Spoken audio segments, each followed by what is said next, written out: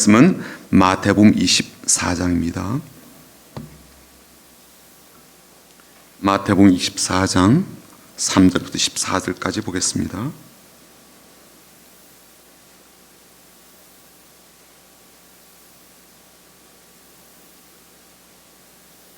마태복음 24장이고요. 3절부터 14절까지 함께 읽겠습니다. 마태복음 24장 3절부터 14절까지 우리 같이 읽어보도록 하겠습니다. 같이 읽겠습니다. 예수께서 감람산 위에 앉으셨을 때 제자들이 조용히 와서 이르되 우리에게 이르소서 어느 때에 이런 일이 있겠사오며 또 주의 임하심과 세상 끝에는 무슨 징조가 있사오리까? 예수께서 대답하여 이르시되 네가 사람의 미혹을 받지 않도록 주의하라. 많은 사람이 내 이름으로 와서 이르되 나는 그리스도라 하여 많은 사람을 미혹하리라. 난리와 난리 소문을 듣겠으나 너희는 삼가 두려워하지 말라. 이런 일이 있어야 하되 아직 끝은 아니니라.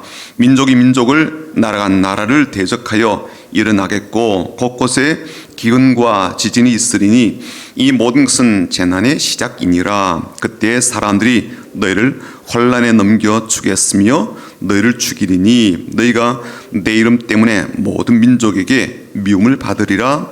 그때 많은 사람이 실족하게 되어 서로 잡아주고 서로 미워하겠으며 거짓 선자가 많이 일어나 많은 사람을 미혹하겠으며 불법이 성함으로 많은 사람의 사랑이 식어지리라. 그러나 끝까지 견디는 자는 구원을 얻으리라. 이 천국 복음이 모든 민족에게 증언되기 위하여 온 세상에 전파되리니 그제야 끝이 오리라.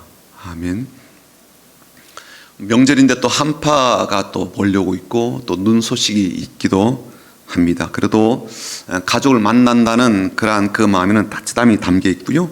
또 만나서 나누는 식사 가운데는 행복한 온기가 담겨 있을 것이라고 그렇게 생각이 됩니다. 명절에 서로 행복한 웃음과 감사를 주고받고 더불어서 우리가 품고 있는 이 귀한 복음도 함께 증가하고 나누는 그런 복된 자리가 되도록 우리 앞뒤 좌우로 보시면서 인사하고 축복하고 격려할 텐데요. 주님의 이름으로 축복합니다라고 인사하겠습니다. 주님의 이름으로 축복합니다. 주님의 이름으로 축복합니다. 주님의 이름으로 축복합니다. 한 번 더 인사하겠습니다. 주님의 마음으로 사랑합니다. 사랑합니다. 사랑합니다. 이 영상을 통해서 예배를 드리고 있는 우리 모든 성민의 가족들 주님의 마음으로 사랑합니다. 명절 잘 보내시길 바랍니다. 이 3년이 넘도록 우리가 코로나 이제 상황을 겪고 있는데요. 이것 때문에 참 많이 우리가 지쳐가는 모습도 있는데 또 최근에는 반갑지 않는 소식이 또 한 가지 등장했습니다. 그건 뭐냐면 그러니까 신앙적으로 볼 때 좀 반갑지 않은 소식인데요. 잘못된 종말론이 또 기승을 부린다라는 그런 소식입니다.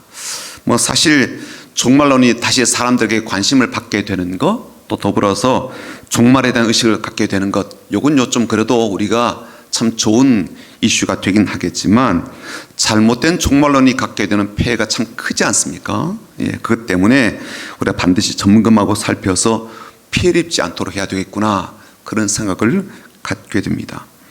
다시 종말론이 이제 고개를 들게 된 뭐 원인은 아무래도 이 코로나 바이러스의 등장이라고 해야 될 거예요. 코로나가 등장하고 나서 그 유행 속도가 굉장히 빨랐죠. 그래서 1년도 채 되지 않아서 뭐 전 세계가 이 코로나 상황에 접하게 되었는데요. 또 초기에는 꽤 많은 사망자가 발생을 하였습니다. 그 공포는요, 마스크 품귀 현상으로 막 또 그렇게 번지기도 하였죠. 지금은 좀 많이 완화가 되어서 조만간 칠레에서도 이제 마스크를 벗게 되리라 그렇게 예상을 하고 있습니다. 그러나 그렇게 코로나 상황을 겪으면서 또 한 가지 우리를 불안케 한 것이 있는데 1년 전에 터진 전쟁입니다. 우크라이나와 러시아 간의 전쟁이 터지게 됐고 이게 벌써 1년 가까운 그러한 시간 동안 계속 되고 있죠. 우리가 직접 겪는 것은 아닙니다만 얼마나 많은 사상자가 발생했는지 모릅니다. 그리고 우리가 우려하는 것은 뭐냐면 그게 계속 확산되다가 핵폭탄이라도 터지면 어떡하나. 이게 또 제3차 세계대전으로 확대가 되면 어떡하나라는 그런 큰 우려를 안고 있고, 그런 위기의식이 자꾸만 종말에 대한 어떤 생각들을 불러일으킨다라고 여겨집니다. 그런데 이보다도 이 종말에 대한 의식을 더 자극하는 것이 있는데, 그건 뭐냐면 기후의 변화와 그에 따른 재앙입니다. 이제 피부로 느낄 정도로 환경의 변화가 되고 있고요. 이걸 뭐 심지어 기후 재앙이다라고 부를 정도가 되었습니다. 북극의 빙하가 뭐 엄청나게 빠른 속도로 녹고 있죠. 그리고 지금 지구의 기온이 막 뜨겁게 달아오르고 있습니다. 그래서 뭐 태풍도 빈도가 더 많아지기도 하고 더 강력해지기도 하고 그런 현상들을 겪고 있죠. 그 변동성이 굉장히 커졌습니다. 그래서 사람이 살 수 있는 지역이 점점점 이제 작아지고 좁아지고 있고요. 또 이것 때문에 식량난도 겪고 있고 에너지 난도 겪고 있습니다. 또 이로 인해서 기아로 죽거나 질병으로 이제 사망하는 그러한 사례들이 점점 늘어나고 있는 상황이죠. 이런 모든 것들이 이제 지구의 종말이 가까웠다라는 확실한 전조 증상이다라고 사람들이 그렇게 받아들이고 있습니다. 사실 과거에도 전염병이 있었지만 이렇게 빠르게 변종을 만들어내는 이런 바이러스는 없었단 말이죠. 또 과거에도 전쟁이 수시로 발생하였습니다. 하지만 핵폭발이란 이런 위기의식을 가질 그런 일이 없었거든요. 근데 지금 그런 것들을 우리가 이제 맞닥뜨리고 있단 말이죠. 또 그런 가운데 우리가 살아남고 있다 할지라도 기후가 바뀌고 환경이 바뀌게 되면 생존이 점점점 어려워지게 될 것이고, 또 결국에는 불가능하게 되는 그런 때가 오지 않겠습니까? 결국은 지구의 종말이 도래한다라고 보는 것은요, 상식적으로 납득이 될 만한 증거들이 꽤 많아진 겁니다. 그래서 오늘은요, 이런 현실로 인해서 우리 가운데 찾아온 이 잘못된 종말론에 대처하기 위해서 이런 종말에 대해서 분명하게 말씀하신 예수님 말씀을 좀 직접 들어보고자 합니다. 대부분 종말론이 갖고 있는 부작용이 마지막 때에 있을 뭐 이런 위협들 있지 않습니까? 위기들, 또 무시무시한 현상들을 언급하면서 사람들이 이제 불안 심리를 가중시키고 결국에는 자기들이 주장하는 종교 논리라든지 또 자기들이 갖고 있는 이단적인 진리를 믿도록 그렇게 강요하게 되는 거죠. 이러한 것들을 우리가 잘 살펴야 될 것입니다. 그래서 오늘은요, 이 마지막 때, 특별히 지구의 종말에 대한 성경 말씀, 우리 주님께서 하신 말씀을 좀 제대로 들여다보고 또 그때를 위해서 우리가 어떻게 대비하고 준비해야 되겠는지, 어떻게 살아야 되겠는지 이것을 좀 생각해 보고자 합니다. 우선 종말에 나타나는 현상들을 주님께서 말씀해 주셨는데 몇 가지 특징이 있습니다. 첫 번째 특징이 뭐냐면요, 세계 곳곳에 난리가 날 것이고 그 난리 소문이 확산이 될 것이다, 그런 특징이 있죠. 어떤 난리예요? 전쟁으로 인한 난리입니다. 곳곳에서 분쟁이 발생하고 전투가 벌어지게 되고 전쟁이 확대가 되게 됩니다. 전쟁이 벌어지게 되면 또 한 가지 현상이 따라오게 되는데 그게 뭐냐면 기근입니다. 기근. 전쟁이 터지면요, 먹고 사는 일이 이제 막막해지게 되죠. 안타까운 소식을 우리가 접하게 되는 것이 뭐냐면 우크라이나와 이제 러시아 간의 전쟁이 벌어지면서 이게 에너지 가격은 물론이고 곡물 가격을 막 급등시키는 이게 되었습니다. 이것 때문에 곡물을 수입하던 나라가 치명타를 입게 됐고요. 그중에 한 나라가 북한입니다. 북한이 지금 심각한 기근의 상태에 들어가게 되었다라는 소식을 접했을 겁니다. 그래서 전쟁보다 더 무서운 게 사실은 기근이거든요. 기근의 상태로 돌입하게 되면 전쟁으로 죽는 사망자보다 훨씬 더 많아지게 되기 때문입니다. 또 한 가지 뭐냐면 지진이죠. 지진. 과거에도 지진은요, 사람이 쉽게 피할 수 없는 재앙이었습니다. 그 인명피해가 엄청나게 컸죠.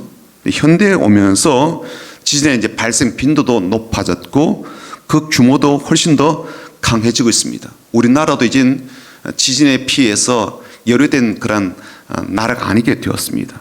안전지대가 아니라는 것이 명확해지게 되었고, 또 특별히 이 지진이 이제 위험한 이유는 뭐냐면 원자력 발전소를 만약 강타하게 된다면 일본이 겪고 있는 그러한 일들을 우리도 당하게 될 것이다라는 우려들을 안고 있죠. 이것이 말하자면 사람들이 엄청난 두려움을 주고 있고 또 실제적인 재앙으로 임하게 될 것이다라는 생각을 갖고 있습니다. 난리와 그 난리의 소문이 이 마지막 때의 한 가지 특징이 됩니다. 두 번째 특징은 뭐냐면요, 신자들에게 임하는 환란입니다. 말하자면 종교적인 박해이죠. 9절과 10절을 보시게 되면 그 내용이 나옵니다. 그때 사람들이 너희를 환란에 넘겨주겠으며 너희를 죽이리니 너희가 내 이름 때문에 모든 민족에게 미움을 받으리라. 그때 많은 사람이 실족하게 되어 서로 잡아주고 서로 미워하겠으며. 이 짧은 구절 속에 얼마나 다양한 박해가 일어나는지를 잘 설명을 해두고 있습니다. 많은 사람이 일단 실족하게 되죠. 그리고 신앙에서 실족하기도 하고 믿음에서 멀어지기도 합니다. 그리고 자신만 신앙적 대열에서 이탈하는 게 아니라 이젠 다른 신앙들을 고발해서 넘겨준대요. 그리고 충성된 사람들은 그렇게 넘겨지게 되어서 고문을 당하기도 하고 심지어 죽임을 당하는 일이 벌어지게 됩니다. 말하자면 종말이 되면 신앙인들 가운데서 배신하는 일들이 속출하게 될 것이고 결국은 그들로 인해서 믿음의 사람들이 당국에 혹은 불신자들에게 넘겨지게 돼서 고초를 당하고 심지어 죽게 된다는 거예요. 세 번째 어떤 특징인가 보았더니 미혹하는 일이 광범위하게 벌어집니다. 5절 한번 보십시오. 많은 사람이 내 이름으로 와서 이르되 나는 그리스도라 하여 많은 사람을 미혹하리라. 11절에 또 나와요. 거짓 선자가 많이 일어나 많은 사람을 미혹하겠으며. 이 말씀은요 우리가 참 많이 들었죠. 어떻게 들었습니까? 마지막 때가 되면 거짓 선지자 적그리스도 막 나타나 가지고 사람 미혹한다, 이렇게 이제 우리가 많이 들어왔는데 이 본문 안으로 들어가 보면요 좀 문제의 심각성이 좀 보이게 됩니다. 그건 뭐냐면요 많은이라는 단어, 많은, 그렇죠? 많은이라는 단어가 나오기 때문에 그래요. 말하자면 많은 사람이 그리스도라고 하고 많은 사람이 거짓 선자 노릇을 한다는 거예요. 그러니까 미혹하는 대상들이 한둘이 아니다는 거죠. 그렇죠? 많다는 거예요. 그리고 그렇게 많은 이들이 미혹하니까 실제로 또 많은 사람이 미혹을 당한다는 거예요.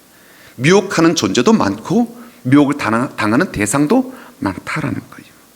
오늘 이 부분에 대해서 우리가 좀 더 집중적으로 좀 다뤄보겠습니다. 네 번째는요, 사람들의 관계 속에 불법은 더 많아지고 상대적으로 사랑은 식어진다는 거예요. 12절입니다. 불법이 성함으로 많은 사람의 사랑이 식어지리라. 그러니까 불법이 난무하면서 사람들 사이에 있어야 될 사랑이 급속도로 식게 되는 거예요. 이게 이제 연쇄 작용을 좀 불러일으키는 거죠. 그래서 불법적인 일들이 더 많이 발생하게 된 도화선이 된다는 거예요. 불법이 더 많이 일어나니까 사랑이 식어지게 되고 사랑이 식어지니까 더 불법이 횡행하게 되는 이런 악순환이 계속된다, 그런 뜻이겠죠. 그러니까 세계 곳곳에서 우리가 충돌하는 것들을 참 많이 보게 되죠. 민주화 운동이든 아니면 뭐 노동투쟁 운동이든 인권 운동이든 뭐 해방 운동이든 그런 이면을 가만히 보면요 불법적인 것에 대한 저항이 있지 않아요. 그리고 더불어서 그만큼 사랑은 점점점 식어가고 있고 메말라가고 있다는 것을 우리가 피부로 느낄 수가 있습니다.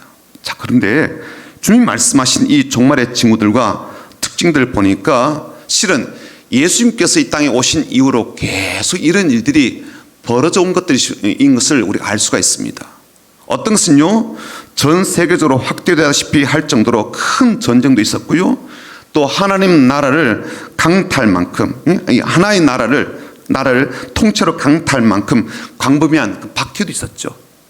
또 한적 전체를 초토하는 진과 해일도 있었고요.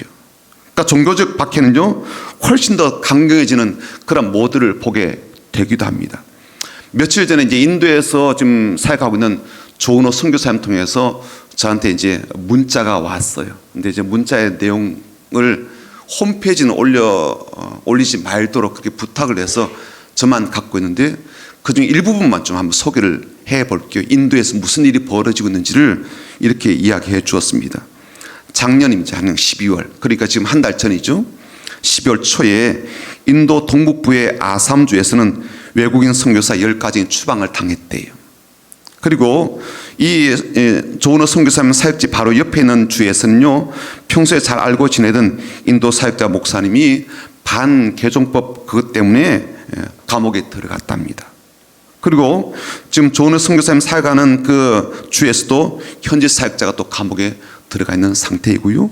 또 지금 그 주에서는 어떤 일이 벌어지고 있는가 하면 어린이 집회 때 이제 쓰려고 하는 전도지가 있어요. 예수님 그림이 그려져 있거나 성경 말씀이 지어진 이런 어떤 그런 성경책과 그림책들이 힌두 민족주의자들에 의해서 다 압수를 당했다고 이야기를 합니다. 그리고 이 힌두 이제 민족주의자들이 이 일에 대해서 이제 방송사 인터뷰를 하면서 앞으로 개종이 절대로 시도가 되지 말아야 될 것이며, 만약 기독교인들이 그렇게 다른 사람을 개종하려고 시도를 한다면 반드시 보복할 것이다 라고 아주 공개적으로 그렇게 인터뷰를 하고 방송에서 내보낸다고 합니다.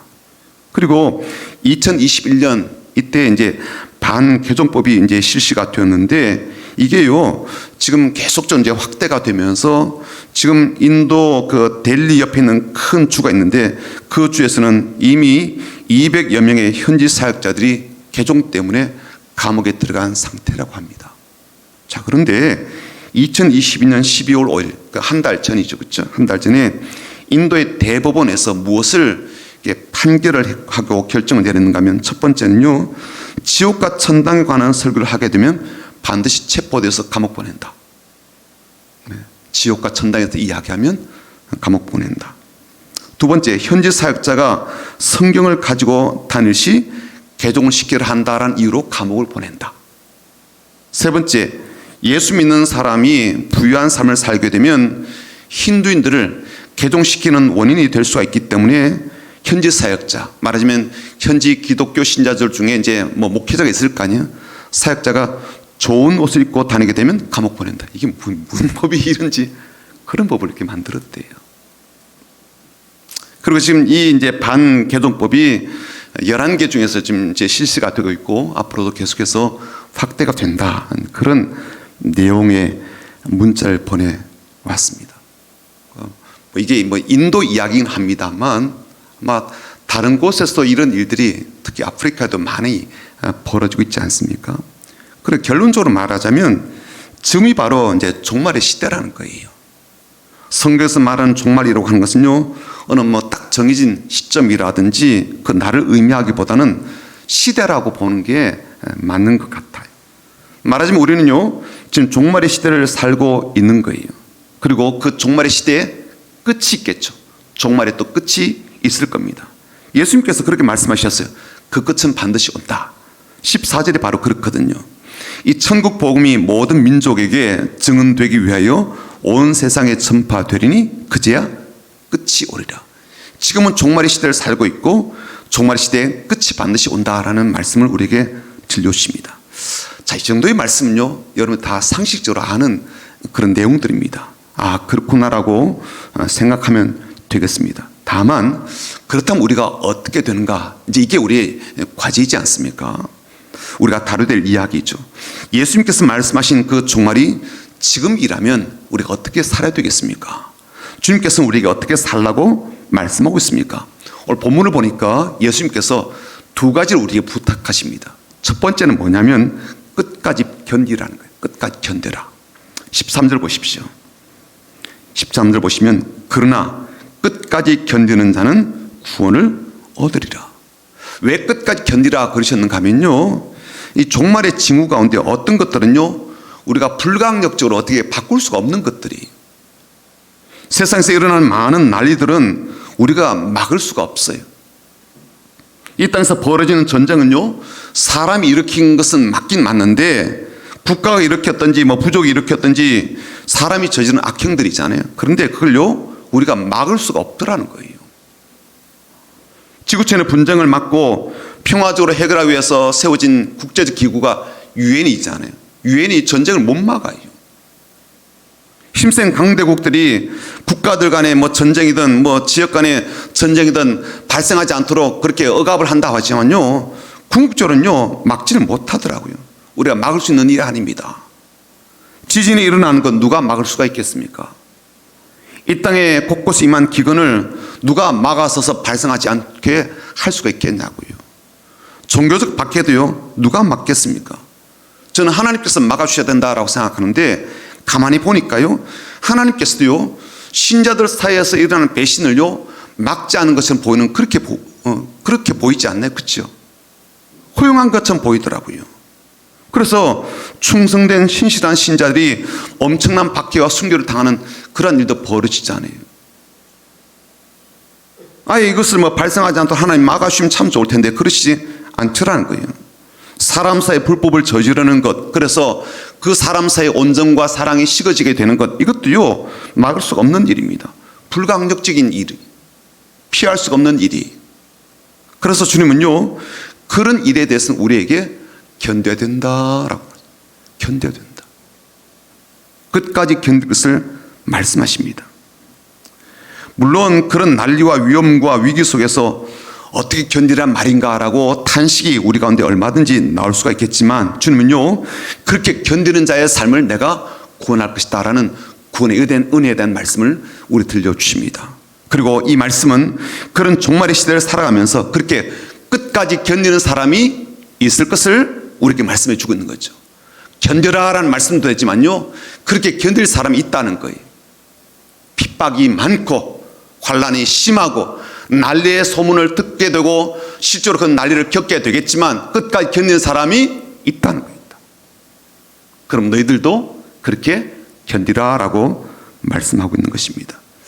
그래서 우리가 히브리서 말씀 보더라도요 그런 삶을 살았던 믿음의 선조도 있고 우리에게 그렇게 살도록 권고하는 말씀도 있지 않습니까? 그래서 히브리서 12장 1절에 이렇게 말씀하고 있습니다. 이러므로 우리에게 구름같이 둘러싼 허다한 증인들이 있으니 모든 무거운 것과 얽매기 쉬운 죄를 벗어버리고 인내로서 우리 앞에 당한 경주를 하며 믿음의 주여 또 온전하게 하시는 인 예수를 바라보자. 끝까지 믿음의 경주를 잘 달려가도록 권고하고 응원하는 그런 메시지를 우리가 받게 됩니다. 두 번째, 정작 더 중요한 문제가 남아있는데 주님께서 이제 반복해서 말씀하신 경고 때문입니다. 5절과 11절에 보신 것처럼 많은 이제 거짓 그리스도, 거짓 선자가 나타나서 수많은 사람을 미혹하는 일이 벌어진다. 이것 때문에 우리가 이제 걱정이 되는 거거든요. 이 부분에 대한 주님의 해결책은요 아주 단순한데 뭐라고 말씀했는가 하면 너희가 사람이 미혹을 받지 않도록 주의하라는 거예요. 미혹받지 않도록 주의하라. 오늘 저는 잠깐 짧은 시간이겠지만 여러분과 함께 좀 이 부분을 좀 집중적으로 좀 살펴보려고 합니다. 그리고 실제로 저에게도 여러분들에게도 경결하도록 경고 신호를 좀 드리고 싶습니다. 우선 주님이 종말의 시대를 살아가는 하나님의 자녀를 위한 걱정이 뭔가 하면요 미혹을 받게 되는 것이에요. 미혹받게 되는 것, 이게 하나님의 걱정입니다. 많은 미혹을 받게 될 것이고 강력한 미혹을 받게 될 것이다. 이게 주님께서 가진 걱정이에요.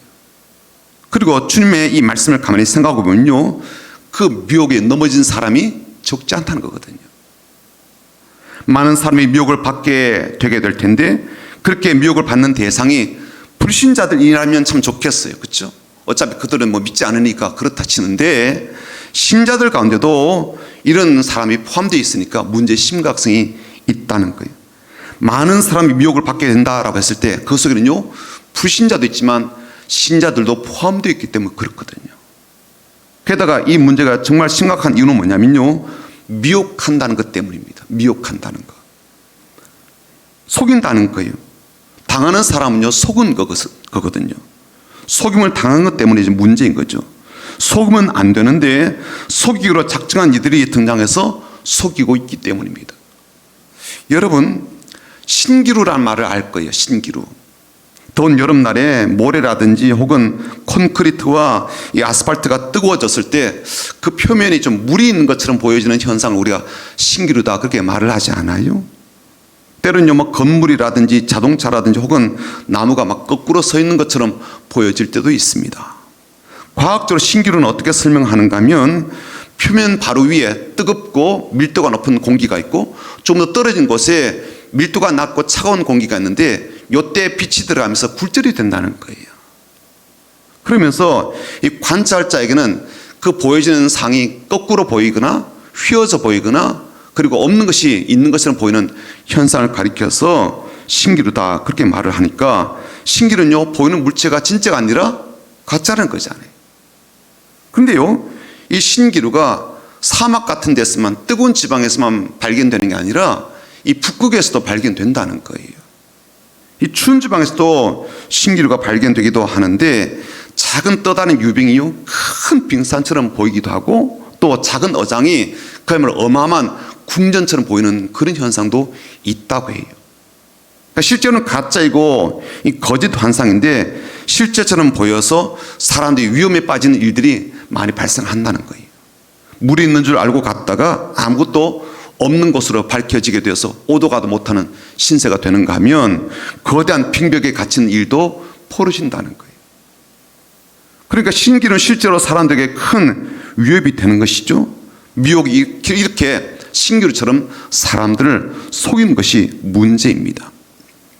미혹이 갖고 있는 또 다른 큰 문제는 뭐냐면요, 이 미혹에 대해 사람이 진심을 다한다는 거예요. 목이 말라서 심히 갈증난 사람에게 사막의 오아시스 신기루는요, 그야말로 진심을 다해서 다름질할 수밖에 없는 대상이 될 겁니다. 나중에 그것이 잘못된 것임을 알게 되는데, 그때는 이미 다른 곳으로 갈 수 있는 힘조차 다 소진되어 있기 때문에 그야말로 기진해서 죽게 되는 거죠. 근데 만약 그렇게 미혹하는 대상이 가짜인데 진짜처럼 보이는 그리스도라면 무슨 일이 벌어지겠습니까? 실상 가짜 구원자예요. 가짜 메시아예요. 진짜 정체는 가짜 선자입니다. 참된 구원자도 아니고 참된 예언자도 아니에요. 하지만 그들이 진짜 그리스도라고 둔갑하고 나타난 경우에 진짜 예언자로 나에게 그렇게 보여진다면 내가 그들 향해서 어떻게 하겠습니까? 진심을 다하겠죠. 내가 속은 줄 알기까지는요, 진심을 다할 거예요. 그가 내 삶의 구원자로 생각된다면요, 진심을 다해서 따르고 섬기지 않겠습니까?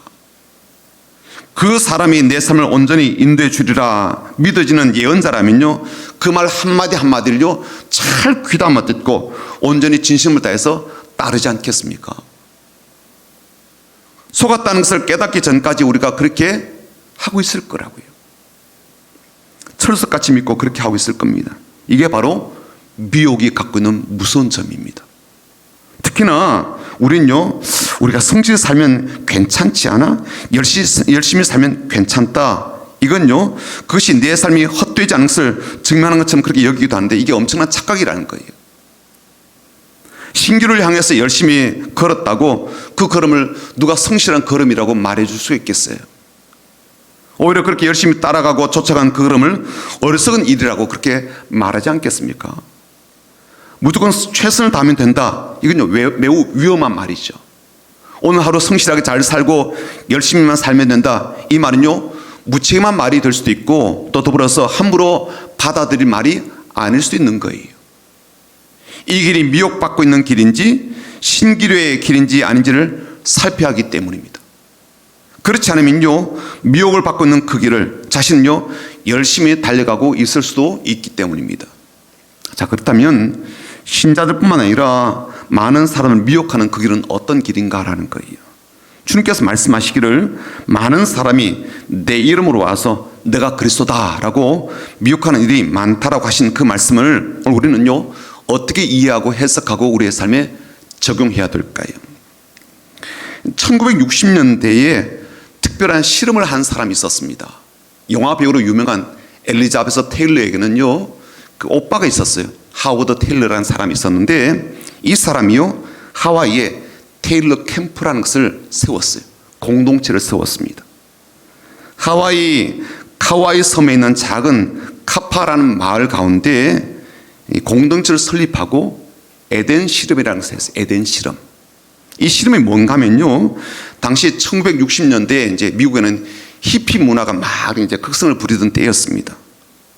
근데 이 미 본토에서는 이런 히피 문화를 극도로 경계하고 심지어 탄압을 하니까 이런 분위기를 피해가지고 이곳 하와이에서 자유롭게 사는 공동체를 한번 세워보자 라는 그런 실험이었어요.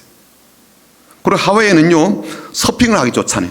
파도가 많이 치니까 서핑하기 좋아하는 사람들, 그런 사람들도 모집하고, 또 베트남 전쟁에서 퇴역한 그런 군인들도 막 모집하고, 그렇게 해서 이제 마을을 세운 거예요.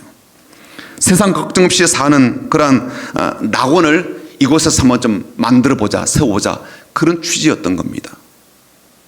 그래서 뭐 먹는 거는 뭐냐, 뭐 나무에서 신선한 과일들이 나오니까 그 과일 먹으면 되고, 집 없어도 된다, 집 걱정하지 마라, 뭐 그렇게 하면서 사는 겁니다. 마약을 하고 싶으면 마약도 하고, 섹스를 하고 싶으면 섹스도 하고요, 바닷가에서 놀려면 뭐 놀고, 음악을 하려면 음악도 마음껏 하고, 그런 자유로운 그런 공동체를 세운 것이었습니다. 한마디로 그들이 생각하는 에덴 동산을 그곳에 한번 만들어 보자라는 취지로 시작한 실험이었어요. 그런데 그 결과는요, 충격적이게도 참 참혹한 결과를 낳게 되었습니다. 약물 남용으로 대부분의 사람 죽거나 정신병원으로 들어가게 되었어요. 무분별한 성적인 관계 때문에 에이즈가 창궐하고 사람이 죽거나 질병을 앓게 되었어요. 공동체가 초토화되게 된 겁니다. 제가 무슨 얘기를 하려고 이 사연을 소개한 것일까요? 사람들 마지막 때가 되면 거짓 그리스도나 거짓 예언자들이 많이 나타나는 것을 이단이 득세하는 것, 혹은 이단 교주들이 많이 발생하는 것으로 생각을 합니다. 그래서 그런 자들의 미혹을 받지 말아야 된다라고 경고를 받게 되죠. 물론 그런 의미의 거짓 예수를 우리가 분별하고 미혹을 받지 않도록 해야 됩니다. 하지만 주님은요, 단지 이단이라든지 혹은 그런 교주들만으로 제한해서 이 말씀을 하신 건 아니겠구나라고 생각이 되는 거예요. 그런 이단들과 교주들만 거짓 그리스도이고 혹은 점쟁이들만 거짓 예언자들일까요? 사람이 미혹되는 것이 단지 이단들과 교주들에게만 제한되어 있는 것일까요? 아니에요. 훨씬 더 광범위하게 미혹하는 것들이 있습니다. 우리를 속이는 것들이 얼마나 많은지 여러분이 잘 아시잖아요. 주님께서 말씀하신 거짓 그리스도를 저는 이렇게 좀 적용해 보고 싶어요. 나를 구원해 줄 것이라고 여기는 모든 대상이 사실은 거짓 그리스도입니다. 나에게 참된 위안을 줄 것이라고 여기는 모든 것들이 거짓 예언자들이죠. 나에게 희망을 준다고 하는 모든 것들, 나에게 진짜 기쁨을 준다고 말하는 모든 것들이 사실은 거짓 그리스도이고 거짓 예언자입니다. 다시 말하자면 예수 없는 에덴 동산을 말하는 그 모든 대상이 가짜 그리스도라는 거예요. 진짜 왕이 없는 에덴 동산을 말하고 소개하고 제시하는 모든 대상이 가짜 메시아인 거죠. 하와이 카파라는 마을은요, 거기서 온 사람들에게 자유를 주겠다, 해방을 주겠다, 기쁨과 행복을 약속했지만 실은요, 그 모든 게 가짜였습니다. 왜냐하면 그곳에는요, 하나님이 없었기 때문이죠.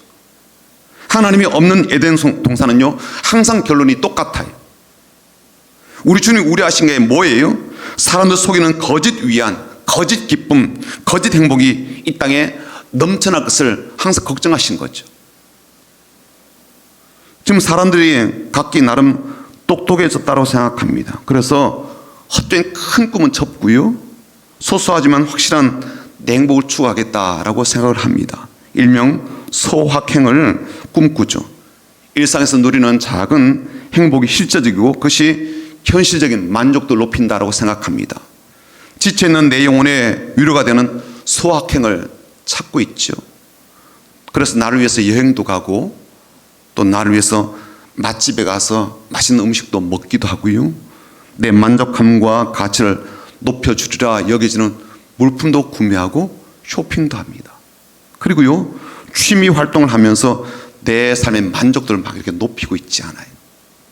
이런 에덴 동산이 어디 있어요? 그리고 얼마나 많은 위안을 받고 행복을 얻고 있습니까? 자, 그런데 바로 그렇게 살아오는 삶이야말로 왕이 없는 왕국이 될 가능성이 많은 거죠. 하나님이 없는 에덴이고 예수 없는 천국이 될 가능성이 많습니다. 그것은요, 평안을 약속하는 왕국이 아니죠. 만족감을 보장하는 에덴 동산이 아닙니다. 참된 기쁨을 누릴 수 있는 천국이 아니에요. 거짓 평안과 거짓 만족과 거짓 기쁨이 있을 뿐입니다.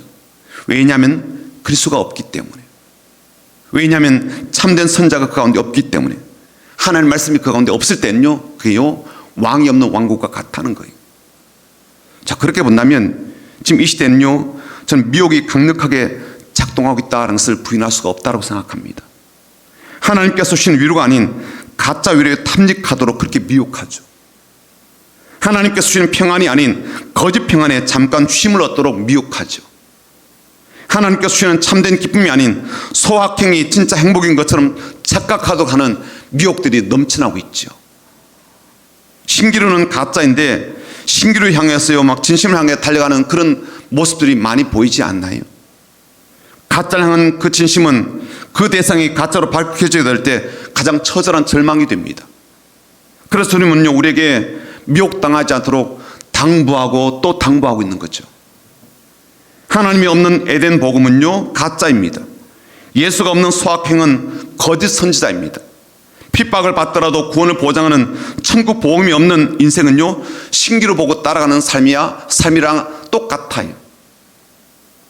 이 시대에 만연한 이 미혹들을 분별하고 끝까지 견디기 위해서는 예수만이 참 주인이시다라는 이 복음을 붙드는 것 외에는요 다른 방법이 없습니다.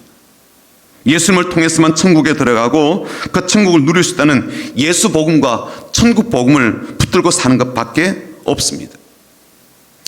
지난주에 후배 목사님에게서 또 하나의 그 문자와 또 말씀을 보내주었더라고요. 그 말씀이 어떤 것이냐면 시편 115편 9절 말씀입니다. 이스라엘아 여호와를 의지하라. 그는 너희의 도움이시오 너희의 방패시로다. 이 말씀 짧은 말씀. 이스라엘아 여호와를 의지하라. 그는 너희의 도움이시오 너희의 방패시로다. 하나님께서 우리의 도움이 되시고 방패가 되신다 그러니까 그 말씀이 얼마나 감사한 말씀이에요. 더불어서 하나님 의지하라고 하나님께서 먼저 우리에게 말씀해 주시니까 그 말씀도 참 귀하더라고요. 그렇지 않아요? 내가 의지하겠다라고 하지 않고 주님께서 먼저 나를 의지해라. 내가 너의 도움이 되고 내가 너에게 방패가 된다 그러시니까 말씀 참 크게 와닿았습니다. 그런데요 그 말씀 묵상하면서 방패라는 말이 크게 와닿더라고요. 방패라는 말. 방패는요 위험을 막아주는 도구이죠. 또 전쟁터에서는 특히나 이 적들의 칼, 창, 화살로부터 자신을 보호해주는 중요한 무기입니다. 그런데 그 방패는요 자신이 들고 있을 때에만 효과적인 무기이죠. 그 방패가 아무리 단단하고 튼튼하게 만들어졌고 심지어 온몸을 가려줄 만큼 크게 만들어서 이보다 더 안전한 방패가 없다 할지라도 그 방패를 내가 들고 있지 않는다면 붙잡고 있지 않다면 그 도움을요 나는 전혀 받을 수가 없게 될 것입니다. 방패가 아무리 튼실하게 만들어져도 내가 들고 있지 않으면 무용지물이라는 거예요. 그래서 하나님 의지하라고 하시는 그 하나님을 방패를 붙들듯이 그렇게 붙들고 하나님께 모든 것을 맡기로 하시는 그 하나님을 방패를 꽉 쥐고 결코 놓지 않듯이 그렇게 하나님 놓지 않고 끝까지 의지하며 맡기고 나가는 삶을 살아야 되겠다라는 마음이 다가오더라고요. 오늘도 그렇게 하나님 의지하고 염려가 되는 문제들을 하나님께 맡김으로 이 방패 안전함과 도심의 손길을 귀하게 누렸으면 좋겠다라고 댓글을 달아서 제가 보내드렸습니다. 사는 성도 여러분, 우리의 모든 미혹 속에서도 우리의 방패가 되시는 하나님을 단단히 붙잡고 안전하게 이 종말의 시대를 살아가며 견뎌나가는 하나님의 사람 다 되시기를 주님의 이름으로 축복합니다. 아멘.